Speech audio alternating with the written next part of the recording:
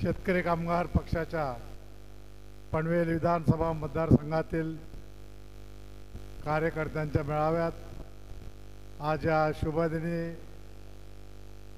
शेतकरी कामगार पक्षाच्या युवा कार्यकर्त्यांना पदग्रहण सोहळा आणि त्यांचा काही मंडळींचा पक्षात प्रवेश अशा प्रकारे दुहेरी कार्यक्रमासाठी उपस्थित असलेले आपले नेते आदरणीय आमदार बाळाराम पाटील साहेब, व्यासपीठावर उपस्थित असलेले शेतकरी कामगार पक्षाचे ज्येष्ठ नेते आदरणीय जय म्हात्रे उर्फ भाऊ, व्यासपीठावर उपस्थित असलेले शेतकरी कामगार पक्षाचे पनवेल विधानसभा मतदारसंघाचे अध्यक्ष, आमचे मित्र सहकारी काशीनाथ पाटील, त्या व्यासपीठावर उपस्थित असलेले संपूर्ण महिला आघाडी, त्या व्यासपीठावर उपस्थित असलेले शेतकरी कामगार पक्षाचे ज्यांचं युवा नेतृत्व म्हणून ज्यांच्याकडे आपण पाहतोय ते अतुल म्हात्रे, प्रीतम म्हात्रे, गणेश कडू, सारेच मान्यवर आणि शेतकरी कामगार पक्षाच्या कार्यकर्ते बंधू ने भगिनी, आज या ठिकाणी सर्वात प्रथम आनंदाची आणि अभिमानाची गोष्ट आहे की आपले नेते आमदार बाळाराम पाटील यांचा दुसऱ्यांदा राष्ट्रपतींच्या माध्यमातून त्यांच्या हस्ते उत्कृष्ट भाषणपटू संसदेत रस्त्यावर नाही, कट्ट्यावर नाही तर संसदेत ज्यांचा उत्कृष्ट भाषणपटू म्हणून नियुक्त त्यांचा सत्कार होणार आहे, त्या बाळाराम पाटलांचा आपण पुनश्च एकदा टाळ्यांच्या कडकडात आपण स्वागत करावं अशा विनंती करतोय. मंडळी, आज या ठिकाणी आपण फार मोठी एक जबाबदारी आपल्या विविध कार्यकर्त्यांना सोपवतोय. त्याचं कारण असं आहे की शेतकरी कामगार पक्षाने आत्ता एक धोरण ठरवलं आहे. येत्या नजीकच्या 2-3 महिन्यात या ठिकाणी निवडणुका विधानसभेच्या होऊ घातल्यात, पण केवळ विधानसभेच्या निवडणुका डोळ्यासमोर ठेवून नाहीत तर पुढे येणाऱ्या बऱ्याचशा निवडणुका आहेत, ज्याच्यात ग्रामपंचायती आहेत, पंचायत समिती आहेत, जिल्हा परिषद आहे, नगर परिषद आहेत, नगरपालिका आहेत, महानगरपालिका आहेत. या साऱ्या गोष्टींचा विचार करून आपण या ठिकाणी आज हा मेळावा आयोजित करतोय. परंतु केवळ निवडणुकीवर डोळा मेळावा आयोजित केलेला नाही तर पक्ष संघटना मजबूत करणं, पक्ष संघटना वाढवणं आणि पक्ष संघटनेच्या नेतृत्वाला मजबूती देणं अशा प्रकारे तयारी कार्यक्रम आपण या ठिकाणी घेतलेला आहे. आपल्याला आपल्या पक्षाला एक प्रकारे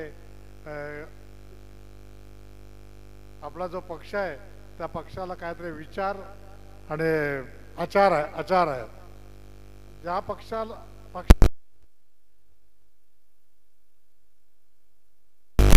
जो पक्ष एकनिष्ठेने या ठिकाणी काम करतोय आणि एकनिष्ठेने सारे कामगार सहकारी या ठिकाणी उपस्थित असतात, ही आपल्या एक पक्षाची संस्कृती आहे. आपल्या पक्षातून, पक्षाच्या माध्यमातून काही मंडळी स्वार्थासाठी पक्ष बदलले, 1 नव्हे 2 बदलले, 2 नव्हे 3 बदलले. परंतु जर इतिहास पाहिला राजकारणातला तर शेतकरी कामगार पक्षाचे कधी छकले झालेले नाहीत. असे काही तुटक मटक लोक पक्षातून सोडून गेले असतील किंवा निघून गेले असतील स्वार्थापोटी, परंतु पक्ष फुटला नाही.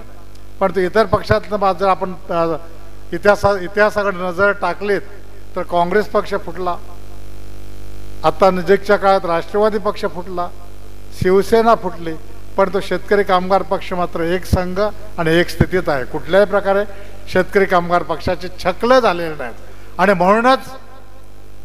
म्हणूनच या शेतकरी कामगार पक्षामध्ये आज तरुण वर्गाचं आकर्षण झालेलं आहे आणि शेतकरी कामगार पक्षाचे बुजुर्ग नेते मंडळी या तरुणांच्या खांद्यावर शेतकरी कामगार पक्षाची धुरा देण्यासाठी आता उत्सुक झालेले आहेत.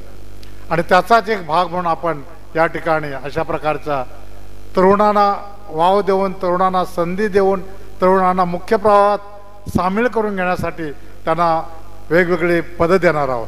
तर अशा ज्या तरुणांना पदं मिळाले आहेत त्या सर्वांचं मी या पक्षात स्वागत करून त्यांचं अभिनंदन करतो आणि आपल्यावर जी जबाबदारी दिलेली आहे ती जबाबदारी आपण समर्थपणे पार पाडाल अशा प्रकारचा विश्वासही मी आपल्याकडून सर्वांना देते.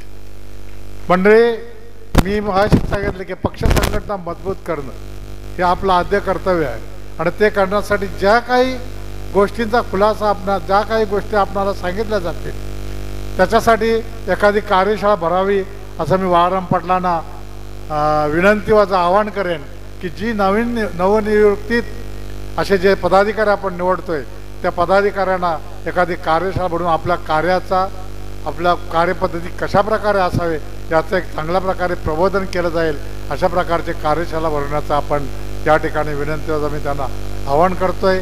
आणि ही पक्ष संघटना मजबूत करण्यासाठी जेवढं योगदान आपणाला देता येईल तेवढं जास्तीत जास्त योगदान आपण द्याल अशी आपणाकडनं अपेक्षा। पुन्हा एकदा अभिनंदन करून